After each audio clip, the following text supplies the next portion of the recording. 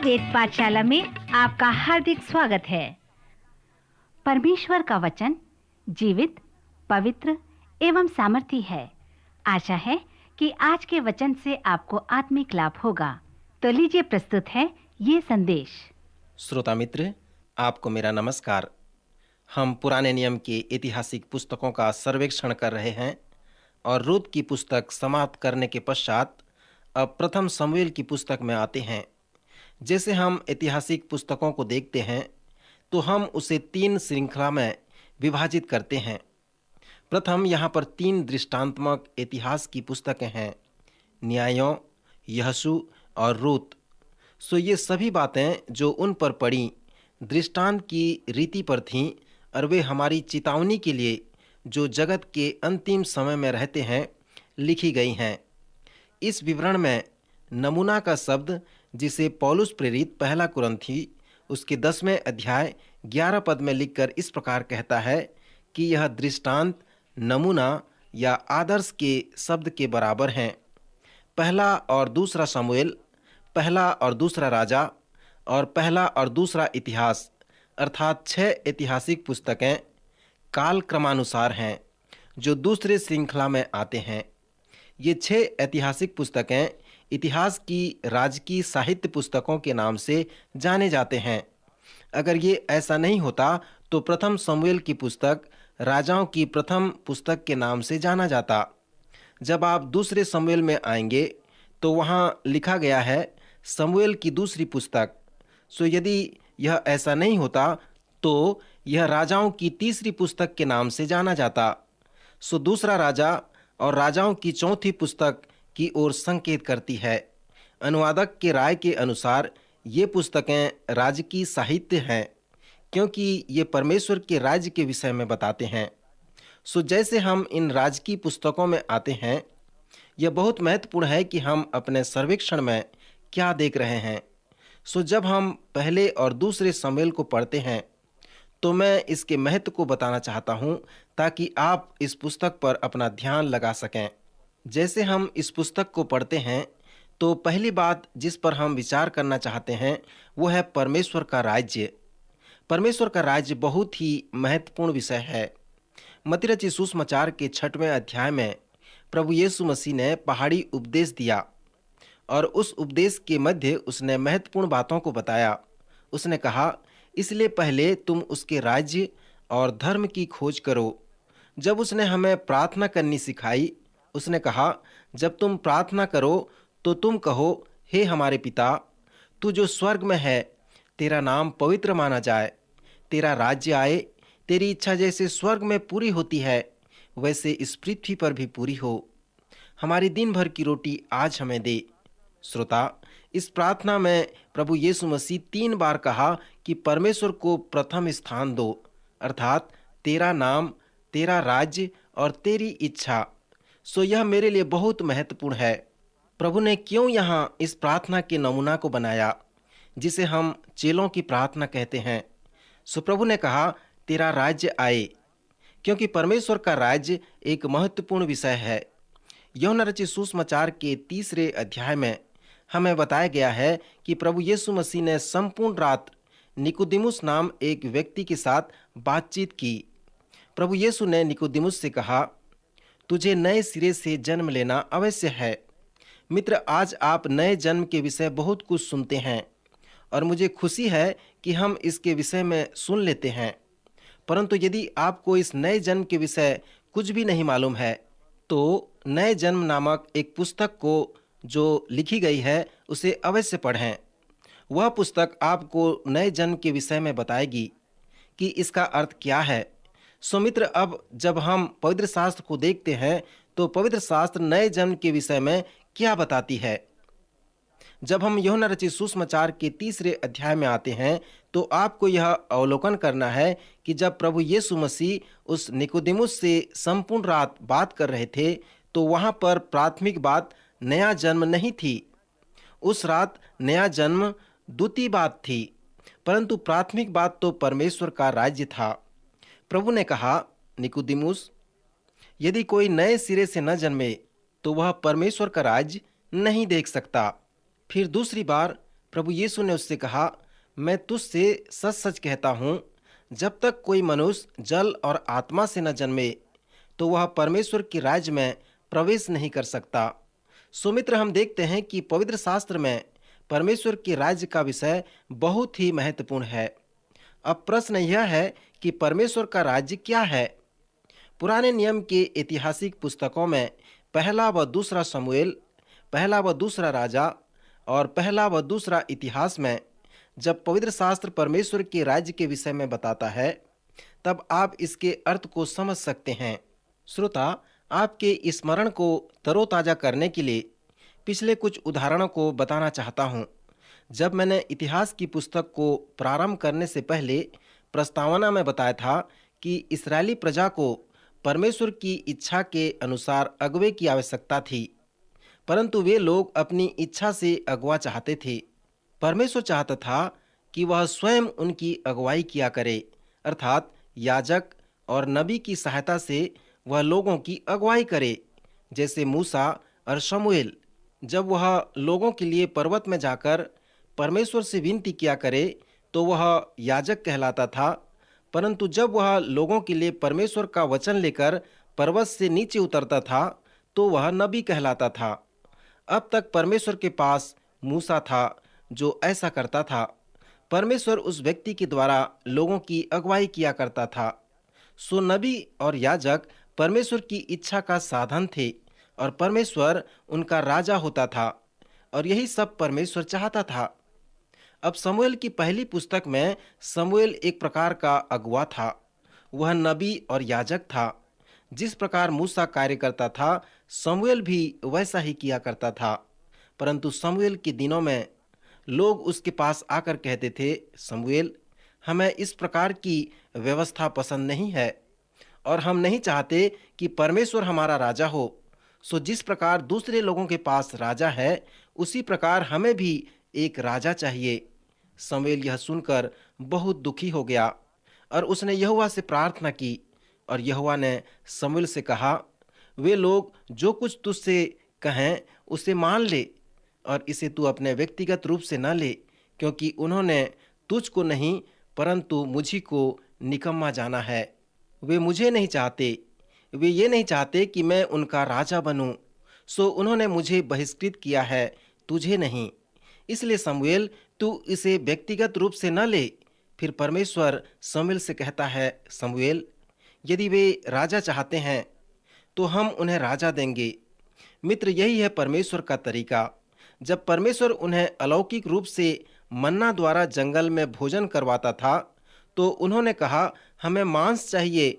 सो परमेश्वर ने कहा, ठीक है, मैं तुम्हें मांस दूंगा, वरन 1 या 2 दिन के लिए ही नहीं, वरन तुम इसे प्रतिदिन अर्थात पूरे महीने भर खाओगे, और जब तक यह तुम्हारे नथनों से न निकल जाए और जब तक तुम इसे घृणा न करो, तब तक तुम मांस खाते रहोगे, क्योंकि यही तुम चाहते हो। सो मित्र, यह है परमेश्वर का तरीका। भजन 37 में परमेश्वर ने हमारे मनोरथों को पूरा करने की प्रतिज्ञा की है। यहाँ पर जो सच्चाई है वह एक चुनौती है और साथ ही साथ प्रतिज्ञा भी है। सो हमारे हृदय की मांग क्या है? कुछ भी हो, हम उसे प्राप्त कर सकते हैं। जब परमेश्वर ने उन्हें मन्ना के स्थान में मांस दिया तो भजनकार अपने भजन में कहता है, उसने उन्हें मुंह मांगा वर तो दिया, परंतु उनके प्राण को सुखा दिया। जब उन्होंने राजा की मांग की तो परमेश्वर ने ऐसा ही किया। उसने कहा, मैं चाहता था कि मैं तुम्हारा राजा बनूं, परंतु तुमने उसे अपने तरीके से पाना चाहा। इसलिए हे शमूएल, तू उन्हें राजा दे। इसलिए पहला व दूसरा शमूएल पहला व दूसरा राजा को निर्देशित करता है, और इतिहास की पुस्तकें उसी समय के इतिहास का पुनरावृत्ति है। ये सभी 6 पुस्तकें उन राजाओं के विषय में हैं जिन्हें वे चाहते थे। इसलिए ये 6 पुस्तकें इतिहास की राजकीय साहित्य पुस्तकें कहलाती हैं। उनका जो प्रथम राजा हुआ उसका नाम शाऊल था। मूसा और शमूएल ने परमेश्वर की इच्छानुसार कार्य किया, परंतु राजा शाऊल ने परमेश्वर की आज्ञा नहीं मानी। सो जब शाऊल अनाज्ञाकारी हुआ तब परमेश्वर उसमें होकर कार्य नहीं किया। इसराइल में सबसे अच्छा राजा दाऊद था, क्योंकि वह आज्ञाकारी था और परमेश्वर की इच्छा अनुसार चलने वाला व्यक्ति था। परमेश्वर ने दाऊद के द्वारा अपना कार्य किया। दाऊद के बाद सुलेमान का राज्य आया। सर्वप्रथम वह ऐसा दिखता कि परमेश्वर उसे महान तरीके से उपयोग करेगा, परंतु उसके राज्य के प्रारंभिक समय में ही उसने परमेश्वर से मुंह मोड़ लिया। सुलेमान के 700 रानियां और 300 रखेलियां थीं। सो इन स्त्रियों ने सुलेमान को परमेश्वर से अलग कर दिया। सो सुलेमान के राजा होने का परिणाम यह हुआ कि राज्य 2 भागों में बंट गया। उत्तरी क्षेत्र में इस्राएल के 10 कुल के लोग थे जो अपने आप को इस्राएल कहते थे, परंतु दक्षिण क्षेत्र में 2 कुल के लोग थे, अर्थात बिन्यामीन का कुल था और दूसरा यहूदा का कुल था। ये दोनों यहूदा के नाम से जाने जाते थे। सो दाऊद के पाप के लिए यह राज्य बंट नहीं गया, परंतु सुलेमान के पाप के लिए यह विभाजित हो गया। फिर अश्शूरों ने उत्तरी राज्य को अपनी बंधुआई में ले लिया और बाबुल के लोगों ने दक्षिणी राज्य को अपनी बंधुआई में ले लिया। सो 70 वर्ष तक उनके पास भूमि तो थी, परंतु उनमें उनके घर नहीं थे।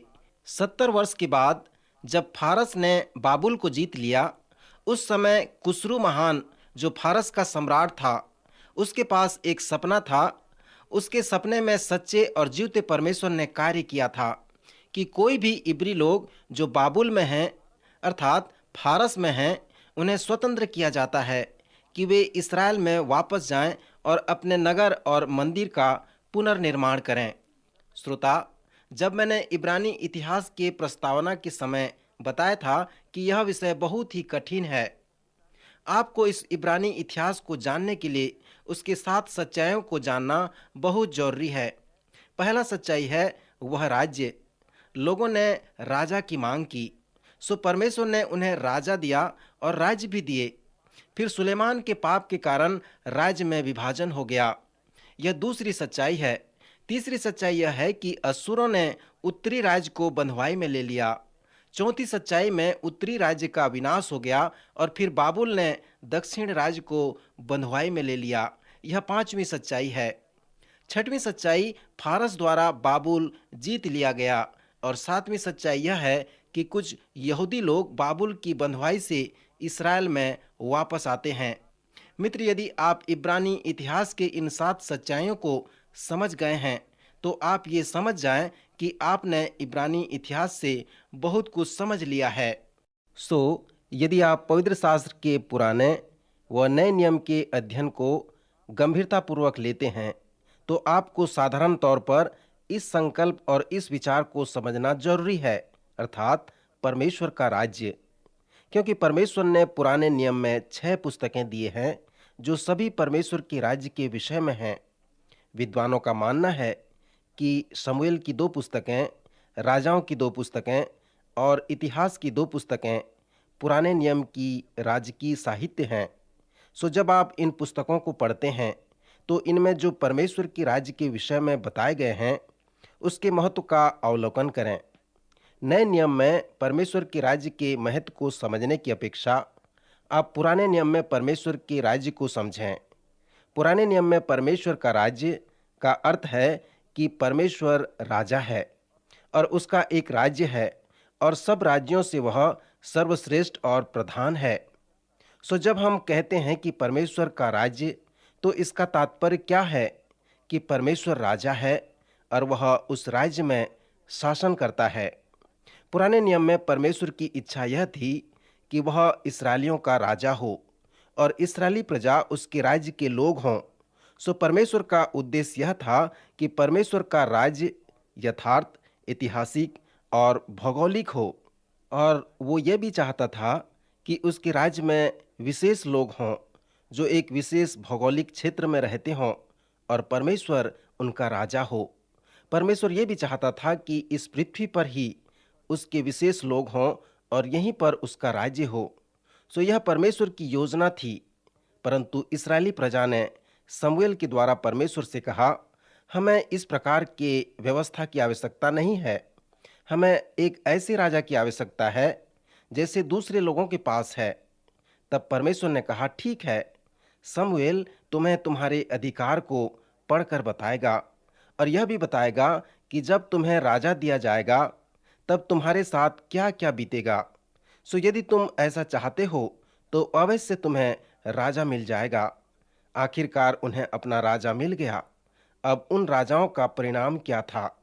यदि आपके पास कठोर हृदय है तभी आप उस राज्य की साहित्य के विषय को, जो ऐतिहासिक पुस्तक हैं, उसे आप समझ सकते हैं। मुझे स्मरण है, एक महिला कभी भी पवित्र शास्त्र नहीं पढ़ी थी। वह बहुत ही सांसारिक महिला थी। उसने कहा, मैं ऐसी बातों को नहीं पढ़ती जो भयंकर व डरावना होती हैं। यदि यह पवित्र शास्त्र पवित्र आत्मा से नहीं होती तो मैं इसे नहीं रखती। सो यह तो ठीक है, क्योंकि जब आप राजकीय साहित्य के विषय में पढ़ते हैं तो सचमुच में यह भयंकर बात है, क्योंकि परमेश्वर नहीं चाहता था कि उनका राजा हो। क्योंकि यदि वे राजा प्राप्त करते हैं तो परमेश्वर उनका जिम्मेवार नहीं होगा, परंतु वह राजा जिम्मेवार होगा। उनमें से बहुतेरे राजा तो दुष्ट निकले और उनके प्रजा के लोग भी जिम्मेवार हैं, क्योंकि उन्होंने उस राजा को प्राप्त करना चाहा था। श्रोता मित्र, इस राज की साहित्य के ऐतिहासिक पुस्तक को पढ़ने का जो बड़ा महत्व है वो यह है कि जब आप नए नियम में आएंगे तब इन पुस्तकों से आपको सहायता मिलेगी कि आप परमेश्वर के राज्य के विषय भली भांति समझ पाएंगे।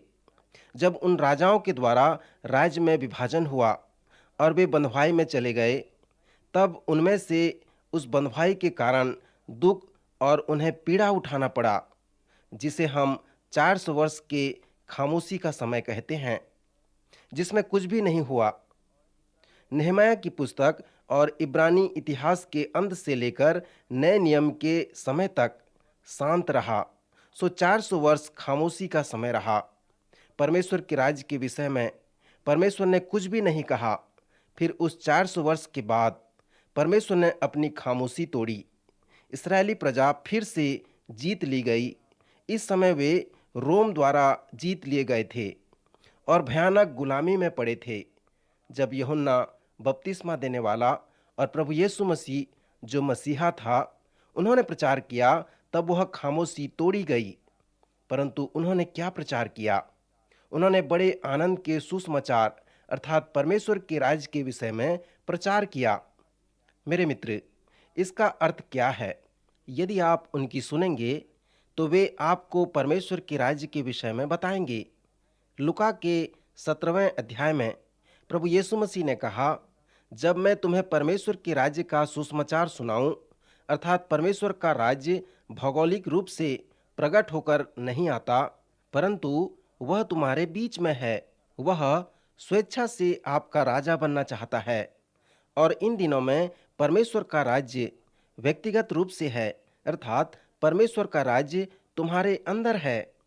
यहाँ पर प्रभु यीशु मसीह के कहने का आत्मिक प्रयोग यह था कि कोई भी स्त्री पुरुष और कोई भी लड़का या लड़की अपने आप को प्रभु के हाथ सौंपकर यह कहे कि प्रभु, मैं चाहता हूँ कि तू मेरे जीवन का राजा बन जा।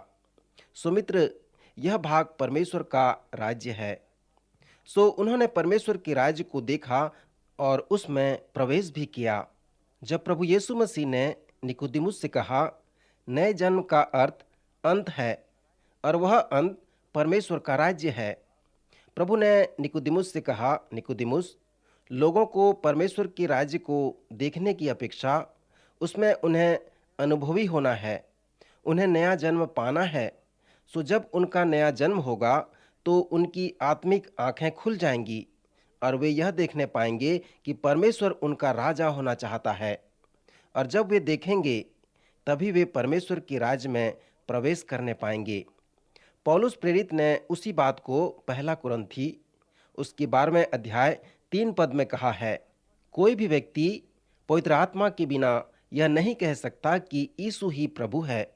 मित्र, इसमें पौलुस का क्या तात्पर्य है? मुझे स्मरण है कि कई वर्ष पहले मैंने कलीसिया के प्रौढ़ लोगों के साथ एक सभा की थी और उस सभा में मैंने उन्हें एक कार्य दिया था। वे ऐसे व्यक्ति थे जो कलीसिया में अनेक वर्षों से आते रहते थे। मैंने उनसे कहा कि वे मत्ती के 6वें अध्याय के दूसरे आधे भाग को पढ़ें और उस पर मनन करें। और फिर मैंने उन्हें 2 प्रश्न देकर उन्हें उत्तर ढूंढने को कहा।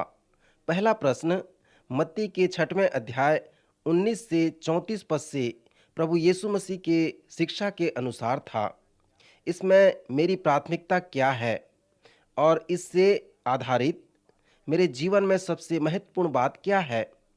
मैंने उनसे पूछा कि वे अपना उत्तर मुझे लिखकर बताएं।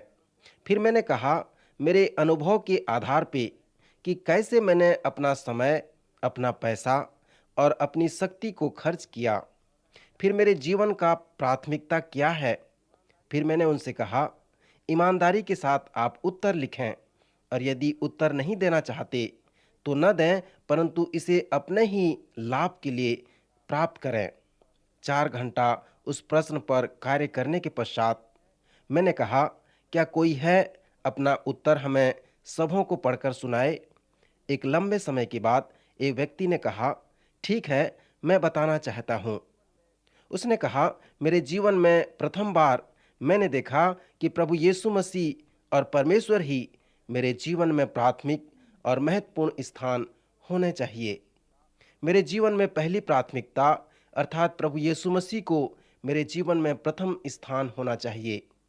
फिर मैंने उनसे पूछा क्या आपने पहले उसे ऐसा कभी नहीं देखा। उसने कहा नहीं, मैंने कभी ऐसा नहीं देखा। 10 वर्षों से उस कलीसिया में मैंने प्रचार किया, परंतु उन्होंने उसे नहीं प्राप्त कर सका। परंतु अंत में जब मैंने इस प्रकार से सिखाया तब वे उसे प्राप्त कर सके। तब मैंने पूछा दूसरे प्रश्न के विषय में आप क्या कहते हैं, अर्थात आप अपना समय, अपना धन, अपना पैसा, अपना शक्ति का उपयोग किस प्रकार करते हैं, क्योंकि प्रभु यीशु मसीह ने कहा है कि हम उसे जानें। प्रभु ने कहा जहाँ तेरा धन है वहाँ तेरा मन भी लगा रहेगा। सो अपने हृदय से पूछो कि तुम कहाँ हो, अर्थात अपने पिछले 2 वर्ष के आर्थिक लेखे को देखो और अपने पिछले 2 वर्ष के कैलेंडर को निकाल कर देखो कि आपने अपना समय किस प्रकार व्यतीत किया। सो आप इस प्रकार जान सकते हैं कि आपका मन कहाँ है। उसने उत्तर देते हुए कहा मेरे जीवन में सबसे अधिक महत्वपूर्ण मैं मेरी पत्नी, मेरा बेटा और मेरे धन की सुरक्षा है। उसने 6 नाम और भी बताए और कहा मुझे आश्चर्य होगा यदि मसीह इनमें प्रथम होगा। कुछ और लोगों ने भी उसी प्रकार से बताया, परंतु मैंने उनसे कहा कि प्रभु यीशु मसीह ने कहा है यदि तुम्हारा नया जन्म हो गया है तो तुम परमेश्वर के राज्य को देखने जा रहे हो और उस संकल्प को देखने जा रहे हो जिसमें परमेश्वर तुम्हारा राजा बनना चाहता है। दूसरे शब्दों में हम इसे इस प्रकार समझ सकते हैं कि नया जन्म का उद्देश्य यह है कि तुम परमेश्वर के राज्य को देख सको और उसमें प्रवेश कर सको। और यदि आप कहें कि आपने परमेश्वर के राज्य को नहीं देखा और उसमें प्रवेश नहीं किया तो आपने अभी तक नए जन्म का अनुभव अपने जीवन में प्राप्त नहीं किया। पौलुस ने कहा पवित्र आत्मा के बिना हम नहीं कह सकते कि प्रभु यीशु ही मसीह है। मित्र, पौलुस यहाँ क्या कहना चाहता था? अनेक लोग जो प्रभु के संकल्प को नहीं जानते फिर भी वे उसे उद्धारकर्ता मानते हैं। वे उस पर भरोसा रखते हैं कि वह उनका उद्धार करता है, परंतु वे कभी नहीं सोचते, कभी नहीं पूछते कि प्रभु मैं तेरे लिए क्या करूं? क्या तू मेरा प्रभु बनेगा? क्या तू मेरा राजा बनेगा? वे ऐसा प्रश्न प्रभु से कभी नहीं पूछते। प्रभु यीशु ने कहा नए जन्म के द्वारा आप देख सकते हैं कि परमेश्वर आपका राजा हो सकता है। श्रोता मित्र, परमेश्वर के राज्य का विषय बहुत ही महत्वपूर्ण है। हमारी प्रार्थना प्रारंभ होती है कि तेरा राज्य आए। सो परमेश्वर का राज्य ही हमारी प्राथमिकता होनी चाहिए। यदि आप इसके प्राथमिकता के विषय देखें और 4 चक्र बनावें तो आपके चक्र का केंद्र परमेश्वर का राज्य होगा।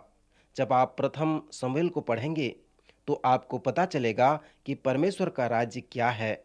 परमेश्वर चाहता है कि वह आपका राजा हो। सो जब कई वर्षों के पश्चात परमेश्वर की खामोशी उस आनंद के समाचार के साथ तोड़ी गई तो परमेश्वर स्वेच्छा से हमारा राजा बनना चाहता था, और वही है शुभ समाचार। अब प्रश्न यह है कि क्या आपने परमेश्वर के राज्य को देखा? यदि नहीं, तो इसी समय वो आपका राजा बनना चाहता है। नए जन्म का उद्देश्य ही परमेश्वर का राज्य है। जब आपका नया जन्म होता है तो आप परमेश्वर के राज्य को देखेंगे और उसके राज्य में प्रवेश करेंगे। मित्र, आज के वचन द्वारा प्रभु आपको आशीष दे, आपकी सहायता करे।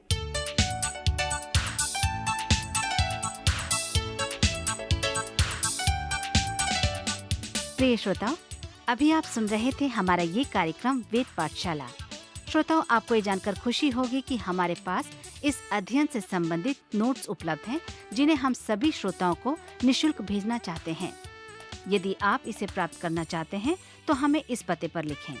हमारा पता है कार्यक्रम Ved Pathshala, radio Vishwavani, post box number 317, Lucknow 226001, Uttar प्रदेश।